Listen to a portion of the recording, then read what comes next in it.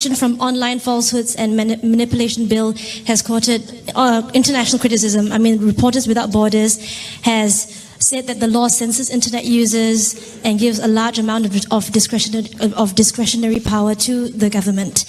This is while Malaysia is moving in the opposite direction with the Anti-Fake News Act. So to the Singaporean Prime Minister, what is your response to concerns about this bill? Yeah, thanks. I'm not familiar with the details of the Malaysian Anti-Fake News Act, but I would be surprised if it is the same provisions as what is in our POFMA, the Protection from Online Falsehoods and Manipulation Act.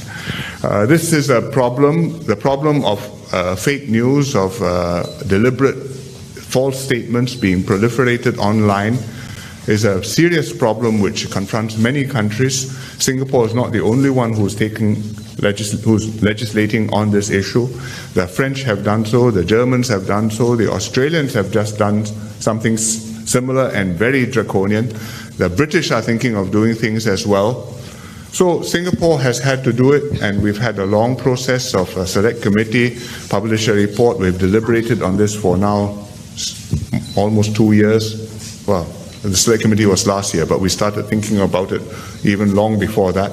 And finally, we have got this bill, and it's going to be debated in the House, and I hope eventually it will become legislation.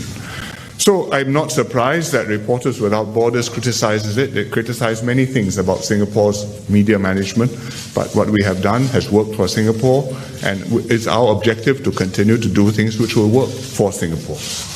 And I think POFMA will be a significant step forward in this regard. Well, in the case of Malaysia, we have made a promise that we will do away with the anti-fake news law. But that is because this is what the people want, and we respect the people who actually voted us into power. On the other hand, of course, we know that the present social media can be abused quite seriously.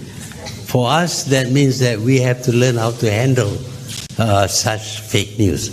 But when we have a law that prevents people from airing their views, then we are afraid that the government itself may abuse the law, as happened in the last government.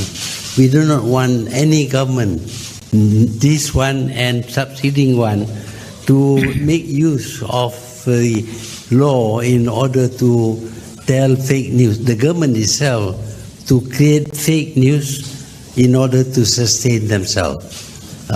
But of course, it will be difficult to handle, but we believe that we can accept the challenges and we can handle them.